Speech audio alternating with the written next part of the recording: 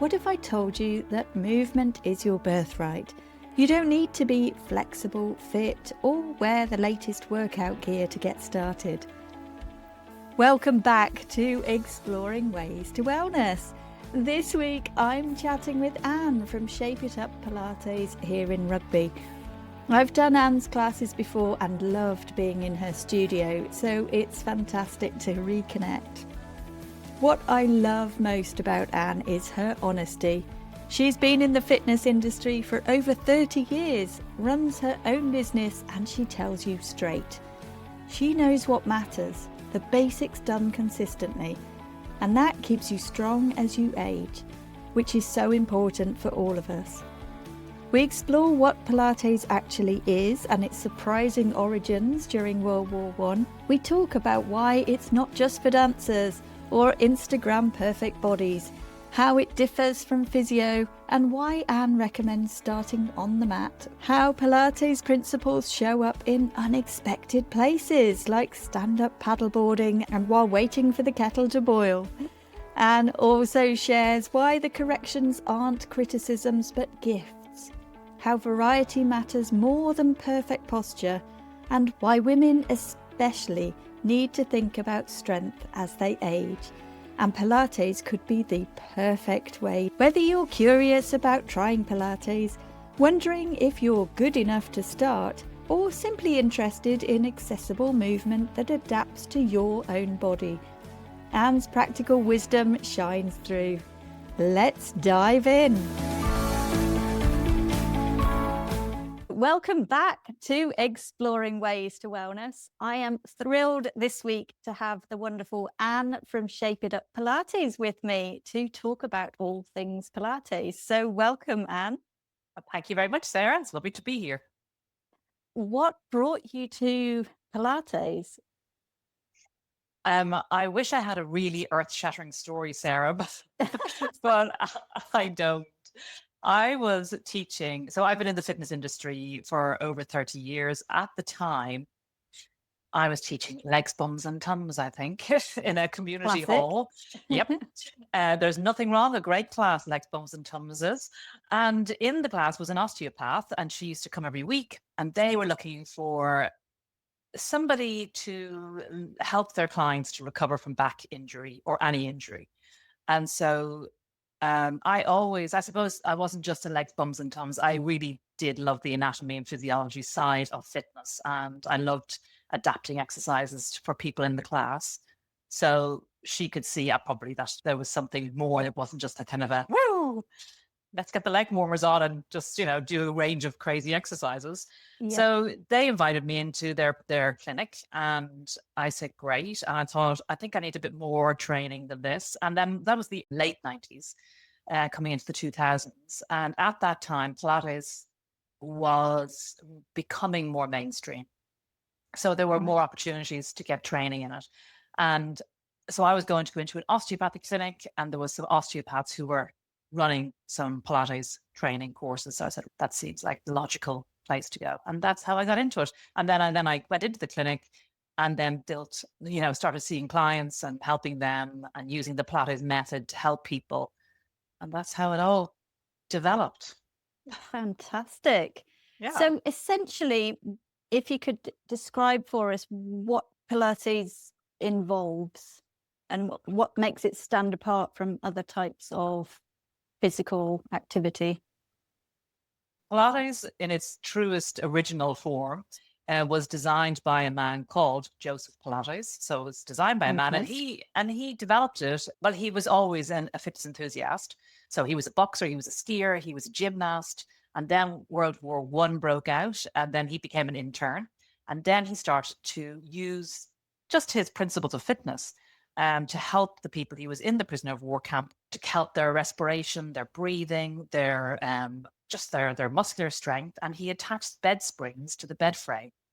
And if you know anything about Pilates, you may have seen reformers online. And so the original bed spring is still in action today, except it's fancier. That's amazing. I did not expect you to say that. No. So, and he was on the money because obviously as we all need to look after our muscular strength. And it doesn't have to be very difficult. We just need to keep the skeleton and the muscles active. And of course, they probably weren't getting very good nutrition. And there was disease, like respiratory disease was high. So the breathing, so a deeper breath to get the diaphragm working, to get rid of the stale air out of their lungs. The resistance of the springs kept them stronger, kept them physically capable. And then war ended. And he went, I think he actually was in England for a while and then ended up going to America. And then he ended up opening a studio, which was underneath the New York City Ballet. And then he started to rehabilitate dancers. Yeah. So Pilates it originally was made more for the rehabilitation market, if you want to think about it, to help people move better, recover from something, or enhance the movement that they already had. So it's very precise. So it was meant for one-to-ones. Originally, it was done on a one-to-one basis, and then small groups, and then eventually it became slightly bigger, like no more than 10 people in a group, or maybe 7. So it's very precise. There's a flow to it. So there's the exercises are in their original altogether do flow from one to the other. There's the breathing is key to it, and the deep core, as in your buttocks, your hips, your stomach, your back. That is your basis for all of your exercises. So all those muscles are switched on. Not all of them, but sometimes some more than others. Sometimes you're concentrating more on the glutes, some buttocks. Sometimes you're concentrating more on the hips, more on the back. But essentially that core is your starting point. Yeah. And when that is there to give you a good foundation, and then you can add all the other arms, legs, all that in. So in one way, because we live in a very digital world and it's all visual, in one way, it could be quite boring for Instagram or to see it because, when you're looking at it, it looks like nothing. But when you do it, it's like, good Lord, how can lifting my leg off the floor be so very difficult? And then you are doing Pilates. If you're lifting your leg up and throwing it around and you're thinking about what you're having for dinner, you're not doing Pilates. You're just throwing your leg around. Yeah. It's that very intentional movement, isn't it? Yeah. I remember when I was doing it in your classes, and you can very easily get it wrong. I can totally understand how you're saying, one-to-one or small groups, because I remember, you'd be correcting people and it was a very slight movement would completely change the whole exercise. And you could really feel, as you said, those muscles like engaging in a way that they hadn't been before. And was challenging. Yeah, because it is a wonderful, I mean, it depends how you look at it. I mean, from my point of view, and that's what we're here today. From my point of view, it is a gift to be able to, somebody comes into the studio, of course they have habits. Of course, they've been using their body in the same way, maybe for 40, 50, 30 years. There's no point in them coming to class and you allowing them, I mean that like, of course you're not rigid, but there's no point in allowing them just to repeat the same bad habits. They are there to improve something. So if they're there to improve, they want to create a change. It is my job to help that body experience how it is to move differently in their body. So the piece about correcting somebody can be seen in a very negative way, but it's not. It is the best bit of coming to I'm going to say proper, but I am going to use the word proper because there's a lot of stuff going on that's not really Pilates. It is a gift to come to a studio and for someone to guide you and allow that teacher to guide you. And you suddenly think, I can really feel muscles, or I can feel my body in a completely different way than how I have ever felt it move or be before. And hopefully the idea is that you feel better. Yeah. That you are moving better, that your back might feel a bit better, or your neck, or your everything. Yeah. So it is a relationship. It's a trust between the clients, and the teacher. And that takes time to develop as well. Yeah, that's beautiful the way you describe that as guiding you through. I can imagine it's all about finding the right teacher, as you say, because one person could come across as being sort of very critical at a time when you're trying your best to do something. and another person, you sort of trust that actually it's going to make a significant difference if I follow what I'm supposed Yeah. to. I know during lockdown, which was something crazy like 5 years ago now, it still weirdly feels like yesterday. Yeah. You did a couple of things online, which were great for people to be able to follow, keep up their practice, if you like. But do you have a view on, because you can't have that same sort of interaction online, if you aren't able to physically get to a studio such as your wonderful studio in Rugby, is there something people can look for, which, there's certain exercises that can be done over classes online, or would you always suggest it's something that to start you off, you should have some sort of one-to-one interaction with the teacher? So obviously COVID was great in one way. It was terrible and great because it completely plowed down barriers that we thought were there. And I remember having this conversation with my husband. He was like, could you do this online? I said, there's absolutely no way you could do Pilates online. There's just no way. And of course, COVID came around and there we were all doing Pilates online perfectly well.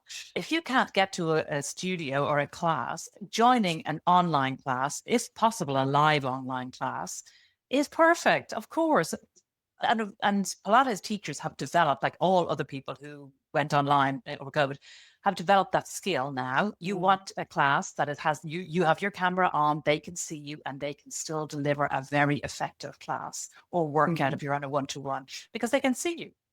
Yeah. And they can direct you to where to put the camera, and let me just see this, and whatever they need. So yeah, absolutely. In terms of starting Pilates just on its own, with no interaction with anybody, there's a lot of good stuff out there, but I think it will be just useful to book a half an hour, because there are some very basic principles that you need to make sure that you've got. And that is basically, in my mind, so the pelvic stability, the breathing. You do need a little bit of more support, because it's quite a lot to take in. But somebody could easily just do a half hour with somebody and get quite a lot. And get those key bits. Yeah. And I seem to remember even there might have even been like an intro thing I did with you or one of the teachers at your studio before joining the classes. And it was around that pelvic area and the breathing, so that once you got into the class, you sort of knew the basics. Yeah, because when we started out first, we used to do beginners level 1, 2, 3, and then it became that people will come to beginners and say, well, they're not really beginners. Like, they're perfectly fine. Like, there's nothing. Right. They're moving really well. So that's when we started to introduce these intro sessions. So you just come in. So we start off just with a half an hour, just so we can see, okay, how are you moving, and what is are you having any issues? Because some people just want to just find something that's going to work for them. You don't have to have an issue to do Pilates. Some people just want to try it. So so some people are moving really well and they're capable. There's no point in putting them into a beginner's session. So it's a great opportunity for us to think, okay, this person was fit in really well in this class, or that class. Yeah. And do you need to have a certain level of physical ability to start, or can any Pilates exercise be adapted depending on what's going on with you? Yeah, so then it comes down just to the understanding of the human body. We're not robots. Sometimes there is that feeling that people look at the body like a robot, like, oh, this is a joint and it moves like this. But it's not. It's complex. It's all connected. Everything in the human body is all connected, interconnected. So we have to see it as a unit, like a whole unit. And like, all humans move. They blink. Like, we were able to clench our fists and open our fingers, and that is connected to other things.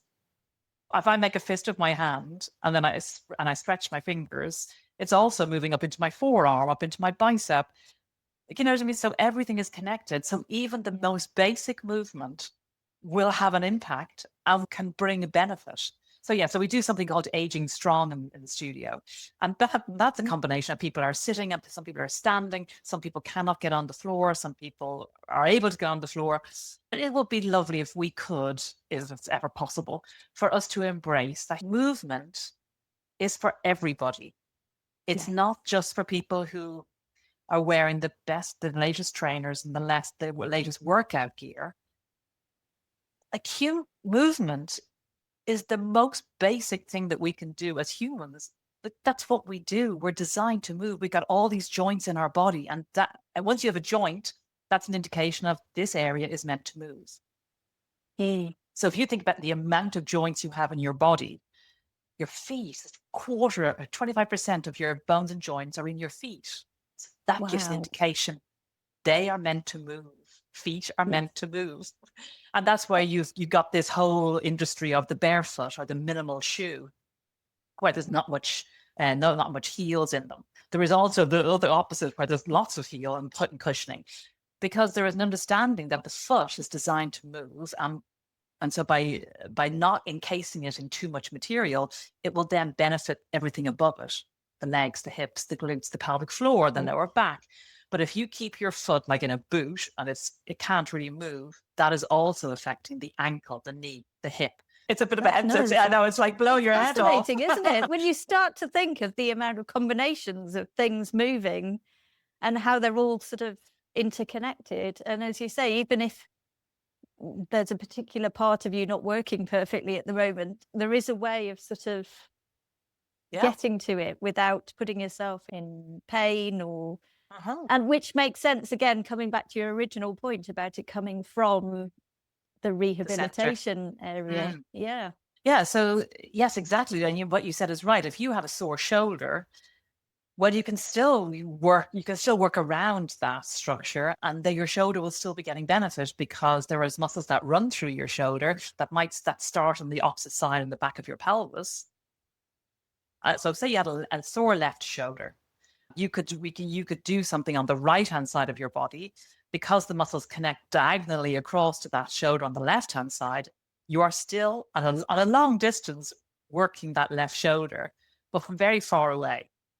And therefore, so you're not sort of hurting it. Yep. And also your brain can also not worry about it, because when we have pain, our brain thinks, oh no, be careful, be careful, be careful, it's going to hurt. So we need to kind of ease our way in and around, sort of go in the back door. Yes. Yeah. So the brain is like, oh yeah, this is easy. I know I can do this. So yeah. So does it work in a similar way to physiotherapy then? But yes.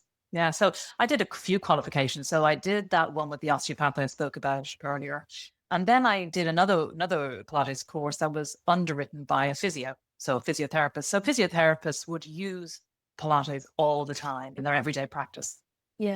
Fascinating. I personally believe the sweet spot for Pilates is for people who they go to their osteopath, and their osteopath says, okay, you need to build the muscles in your back. And so the osteopath and the Pilates studio would work together. So they might refer you to me, and I say, okay. The osteopath might say, but she needs to be very careful of this. So we go, okay, fine. So we work around that issue, just as I just said. We work around it, but we still get you stronger. And then you start to feel, oh yeah, this doesn't hurt. You start to move more. Then gradually over time, this is the long game, you will start to feel better. You will be in less pain because you are moving not softly. Softly is a word that people think, oh, we're not, it's pathetic. It's not. It's moving gradually more, and other muscles will be engaging, and other muscles will get stronger, and then you start to feel a bit more confident. You just begin to trust yourself again and trust your body, and then you don't go and see your osteopath quite as much, and you start to do a bit more. You start to go into a class, and then gradually over time, you forget that you came with back pain. Yes, and so that's for me is where Pilates then is the perfect. So it allows you to move out of that ever decreasing circle of discomfort, going for treatment, going for treatment, going for treatment. I guess from what you're saying, it sounds like it could be quite a nice complementary physical activity to other things you could be doing if you were a runner or if you were doing just anything, I guess. Oh my goodness, Sarah, yes. So another thing that we introduced in the studio is that we go, like, for example, the last couple of years, we've done stand-up and paddle. Because that is, for me, yes, come to the studio, but take your skills out into the big world. Go out, Stand up and paddle. That's Pilates. It's your core, it's your balance, it's your breathing, it's your focus, it's your concentration, it's your flow. You need all of those things to stay on that board. Oh, I love it. I I've never know. considered the two would be incredible. Yeah, now you said that. Yeah, perfect. Yeah. So long distance walking, another great example of where Pilates would come in. The foot, the ankle, the hips, the hip strength, the breathing, all comes in to long distance walking. So I have in the new year, there's a lady coming in we're doing an event. She runs walking holidays. And we're just going to I want people to open their eyes to, yes, come on a Monday at 9:30, but literally on a Saturday, go and do something with your body and challenge it a little bit and put these skills into everyday life and get out there and experience the world, enjoy your life with a strong, healthy body. Lovely. I love it. Yeah. I'm sold. I will I be know. That's what I really want. But Sarah, it breaks my heart. People have so many obstacles they put in their way. I haven't got time. I'm not good enough. I'm not strong enough. That's for other people. I'm too old. I'm too heavy. I'm too short. Like you're thinking, no, just go. Well, you've just read off my list, really. So it's count me in for the next set of classes because clearly I'm making excuses and none of them need to be there because no. And I get it, because if you're looking on Instagram and social media, the only people who are there are beautiful people. They all look amazing. But most studios are not filled with people like that. They're filled with normal, everyday people. Yeah. Men, women, young, old, everything in between. Do you have many children doing Pilates? Is that something? So because I guess they're still developing, aren't they? With children. Yeah, no, children can definitely do Pilates. So we can take 16 upwards in the studio. So we do have teenagers. That's another thing that also breaks my heart, is that because it is making you aware or giving you the opportunity to become aware of how you are moving and how that feels. And we do have mirrors in the studio, because sometimes I do have to say that, can you see that when you lift your arm, your shoulder comes up? If you can't feel it, so if you see it, then you think, I see what you mean. But a lot of young people would find that's too much. That's way too, they don't want that much attention on them. They would misunderstand that correction possibly. So sometimes it's too much for people who are just developing in so many different ways. Although it would really benefit them, there's a lot of worry. There can be a lot of worry around, she's telling me off, and like school. Yeah. It's just knowing that teacher is not trying to make a fool of you or anything like that. They're trying to help you. Yeah. It will be brilliant for teenagers, but I'm just telling you my experience of having young people in the studio, that sometimes they're just not ready emotionally, or they don't have the maturity yet to take on some of the stuff. Yeah. And how have you found in your own personal life Pilates has changed things for you? Have you ever had sort of a particular reason why you have needed to turn to it, or it's just been, as a daily practice, really important for keeping up your general fitness? So I'm not going to lie to you, Sarah. Perfect. I run a business. At the end of the day, I run a business. And you are self-employed, aren't you? Yes. Fully? Yeah. Yes. Self-employed, running a business is so time consuming. It absolutely swallows you up sometimes. It does. So it is, I do have a practice, but in no way am I doing an hour of Pilates every day. So in terms of how it has helped me, I know it's important. So I know that if I don't do what I say I should do, I am going to have problems as I age, because now I am in my 50s now, I'm in late 50s. So it's becoming more and more important. It's important in your 30s, but as we get older, we tend to stiffen a little bit. It becomes really important. So I focus on mobility. So I work all the joints of my body in the morning. And that's nothing fancy, just in the kitchen, just working it all. And I'll do that throughout the day, little bits and bobs. So Pilates has helped me see what it's like when you don't move. And And I also feel so much better just by doing it. It doesn't have to be fancy. I'm not doing fancy things. Yeah. Just those foundational movements that I know will hold on to my balance, my pelvic floor and my core, keeping them strong. My buttocks are strong, my hips are strong. For females, males as well, but so the female pelvis is wider than the males. And we also go through that change, the hormonal change. And that does affect the hips, the pelvic floor, that pelvic area. So in order for us to be well right through our later years, working the muscles around our pelvis is absolutely paramount. It's really important that we stay strong on our buttocks, hips, and that helps our pelvic floor. And then the core and back tend to come along with that anyway. And so for me, it has really nailed down, that message has really gone into my being, and I make sure that I do something every day in that area. But again, I want to emphasize, this is not fancy. It's basic. Yeah. And then I walk because I love getting outside. And so Right. Pilates was made by a person who loved moving. He was a skier, he was an outdoor person. So getting outside is really important for us as humans as well. The light helps to resettle our body clock. Just getting away from, as I say, I run a business, getting away from all of that is lovely. Yeah. Just sweeps out the cobwebs, gives you a different mindset. You come in a different person, come back from the walk. So it has that helped fresh me to air remember. and Yeah. To and I guess prioritize. the breath work that's part of your Pilates as Yes. well. Yes. Yeah. Yeah. Sometimes I'll just go for a walk and just go, not very fast, but just breathe, just look around and think, just, be in the world. Yes, Because work can take your attention away, it can sort of it gobble can up so do. much time.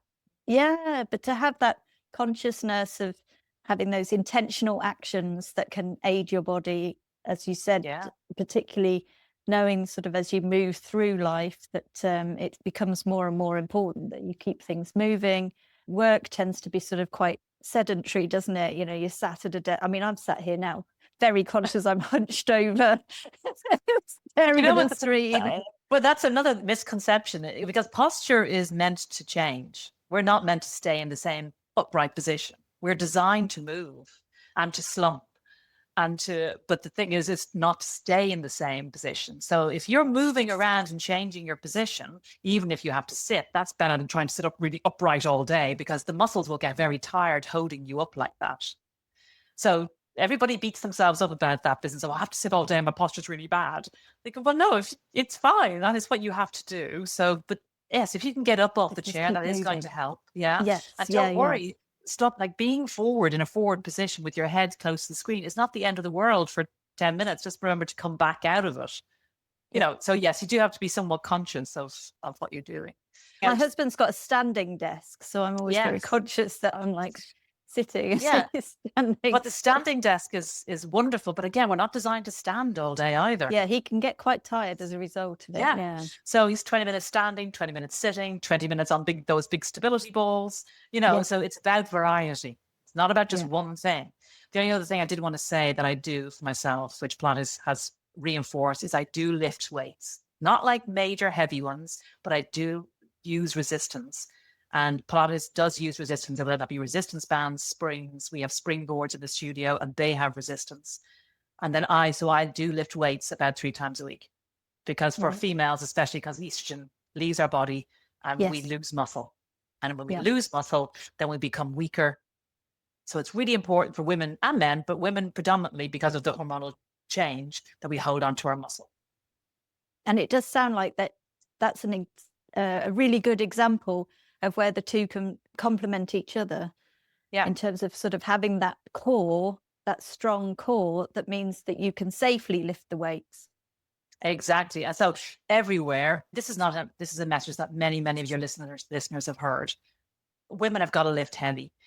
But if you've never lifted weights before, please do not go to a gym and start lifting heavy. You need the long view again.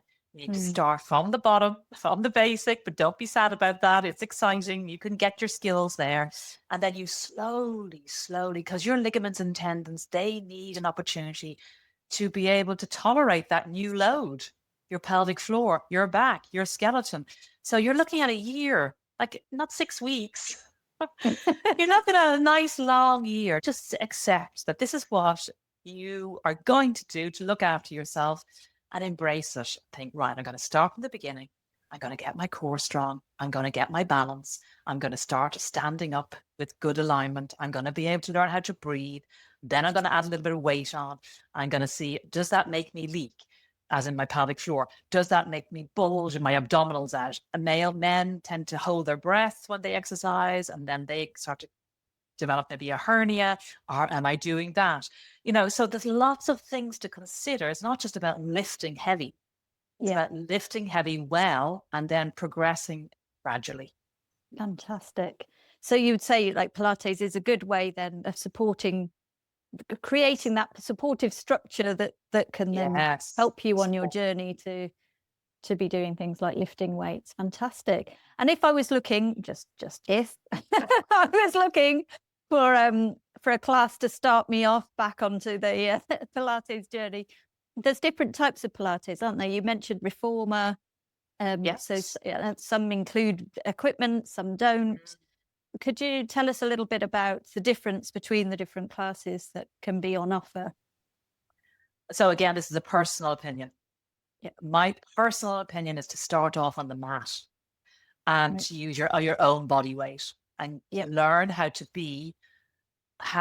your alignment is on the mat, and learn how to lift your own body parts before you start adding external resistance in. Yeah. And develop a good level of skill there, because you're getting to know yourself, your own body. And then you can take that then anywhere. You can take it to the reformer where you're adding in springs and load and movement. And then there's the springboard, which is the same, but the springboard, you're not moving the carriage. There's no carriage, not moving carriage. You have springs that are attached to the wall of the board that's on the wall. And you're pulling and pushing and rotating with that. But again, you need to know how to position yourself. And obviously your teacher would guide you, but it's nice if you have your own inherent knowledge and confidence. Yeah. And it's joy. that knowing when it feels right and knowing when it feels wrong. Yeah, yes. When I believe that when you do mat, and I think you need to do mat for a couple of years, you develop that awareness of, where is my weight? How am I positioning myself? What am I doing with my jaw? Like, am I gritting with my jaw to get this thing, to do this exercise? So that's a lot of awareness. And so therefore, when you move on to equipment, you have that vocabulary, you have that understanding. So yes, exactly what you say. You understand, that this is not quite right. I need to kind of shift my balance a little bit more. You become much more intelligent as to where you are physically in space. And then you can lift, you can push, you can do all those things, but you have an awareness. So you don't need to worry so much.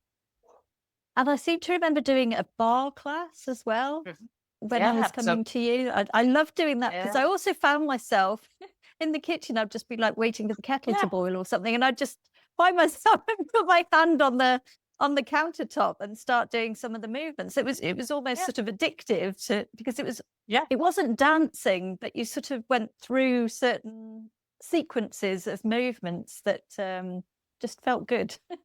Yeah. So bar is fantastic, because that is like Pilates, in like standing Pilates, because if you get yourself into good alignment, your core muscles will be naturally switched on. They'll be in position to hold you there. And then you start to add in the leg behind you, the leg in front, or whatever you're doing, the heels lift. So so bar is a great workout, and it's just lovely.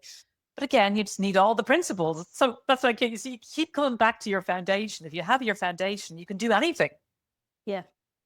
I think I quite like that one because, as you say, because you could do it at any moment, whereas sort of when it's mat work, it felt like, oh, this is something I need to carve out some time to do. But I was able to sort of, as I say, I'd just be waiting for a pot to boil on the cooker or something, and I could just, and feel like I'd done something. Yeah, absolutely. Yeah, yes. And that is very key. We don't want to make it we want to make it accessible. You want to feel that, I don't have to dedicate a whole 3 hours to my day to this. It feels like a very accessible and adaptable form of exercise that sort of, anybody could fit in at any time. So the excuses are falling away more and more as I think about it. Just do it. Just bite the bullet, Sarah. Just accept it. You need to get on with it. Yeah. Fantastic. So is there anything else that you would say has a significant impact on your wellness, maybe outside the Pilates studio? Or is it mostly the walking and getting out in fresh air? So all of those things help with stress, to control stress and keep perspective on things. I think especially the walking for me, it helps me to do that. So then it has a greater impact then on wellness, isn't it? Your mental state, your mental wellness. And I've also started something else this last couple of years called focus therapy, which is something that I came across in an audio book. They mentioned it, like a line and a half of it or something. I thought that sounds amazing. So focus therapy is about listening, learning how to listen to yourself within yourself. Yeah. It's about being in touch with sensations that you're feeling, and rather than shoving them down and saying, that's ridiculous, don't be ridiculous. It's about feeling the feelings and trying to understand what that might be telling you. So you're not on your own. It's not like meditation because you have a listener. So it's done in partners. So there's a focuser who focuses on themselves. They're focusing on what they're feeling and they're talking it through. And the listener is reflecting back what the person is feeling. So they're not there to, it's not therapy. You're literally just helping the person who's talking to maybe go a little deeper and to maybe get some clarity on their feeling, but you're not there. You're just, the person themselves does it. They find their own answer. The listener is just guiding them. So it sounds like incredible. It sounds like a sort of internal mindfulness, if you like, just being, totally.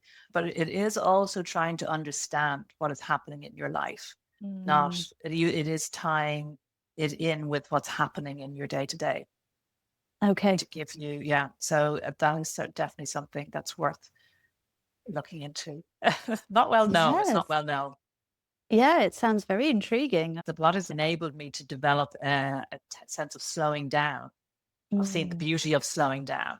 And because this also takes time to develop. It's a skill that takes time to develop. So that has also been a massive part of my wellness. Fantastic. Well, it has been absolutely wonderful talking to you about all of these Pilates related things. And you have your wonderful studio in Rugby in the UK. So have you got online classes and things as well? Or what have you got coming up for the new year? Yeah, we continue to hold on to some online classes when COVID finished. So they still run obviously online. And then we have the studio classes and we have these new springboard Pilates classes, which is when I've added in the resistance with the springs. And then, of course, we have these events that are running. So we have one with this, the walking, and then we've got a GP who's going to come in and we're going to talk about menopause and revisit. It's such a big issue that we just need to keep revisiting that and give clarity. And then we also have something coming up with the physio, and that's about the pelvis, the female pelvis. And a lot of women experience hip pain and pelvic floor issues. So we're going to talk about that. So onwards and upwards, really. Classes continue, events continue. We just try to, stay in Pilates, but also to encourage people to enjoy their Pilates outside of the studio.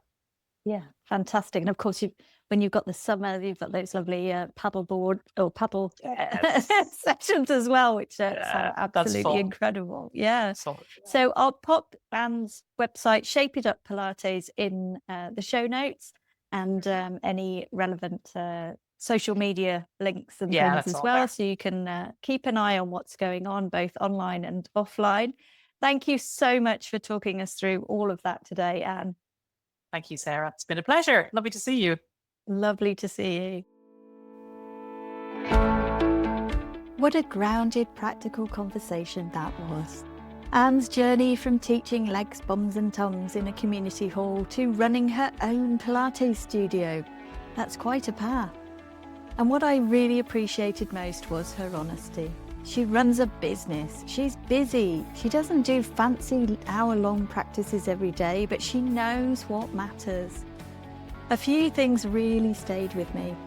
First, the origin story with Joseph Pilates attaching bed springs to frames to help people keep their respiratory health and muscular strength, and how they've developed to the reformers we see today.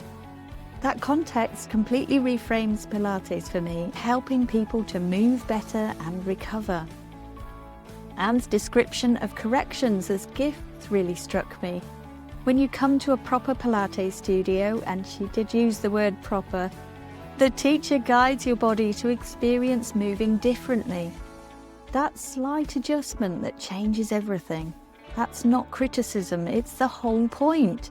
It's a relationship, a trust that takes time to develop. So it's worth persevering if you aren't sure to begin with. I loved her emphasis on foundations. Start on the mat. Learn your own body weight, your alignment, how to lift your own body parts before adding external resistance. We can often look to shortcut to something that looks impressive. She recommends a couple of years of mat work before moving on to equipment, developing that vocabulary, that awareness of where you are physically in space. That's patient, long-term thinking in a world that wants quick fixes. The accessibility message was powerful too. You don't need to be flexible or fit to start. The Aging Strong class she runs as an example has people sitting and standing, some on the floor, some not. Movements for everybody, not just people in the latest workout gear. And as Anne said, we're designed to move. Look at how many joints are in your feet alone. Her point about posture was refreshing. We're not meant to stay in the same upright position all day. We're designed to move, to slump, to change position. Variety matters more than perfection. 20 minutes standing, sitting, 20 minutes on a stability ball. That's more sustainable than trying to maintain perfect posture constantly. And the women's strength message is crucial. When estrogen levels lower in our bodies, we lose muscle. Holding on to that muscle becomes really important.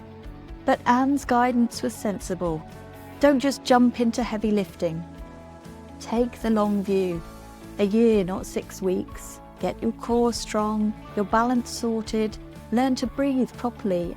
Pilates is such a good way to do that. Then gradually add the weight. Let your ligaments, tendons, pelvic floor and skeleton adapt to the new load. I also loved the unexpected Pilates connections. Stand-up paddleboarding as Pilates. Your core, balance, breathing, focus, concentration, flow, you need all of those to stay on the board.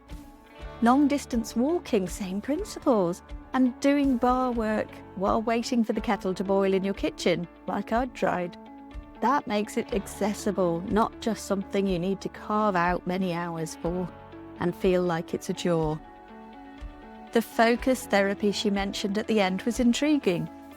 It's not well known, but it's clearly been meaningful for her wellness journey. So if you've been thinking, I'm not good enough, I'm too old, that's for other people, Anne would tell you, those are just obstacles you're putting in your own way. Normal, everyday people fill Pilates studios, and movement is your birthright as a human. Anne offers classes at her studio in Rugby and has online options too. She also runs events throughout the year. You can find all the details in the show notes. Until next time, take care of yourselves and remember, your body is designed to move. You don't need to be good enough. You just need to start and be consistent to experience positive change.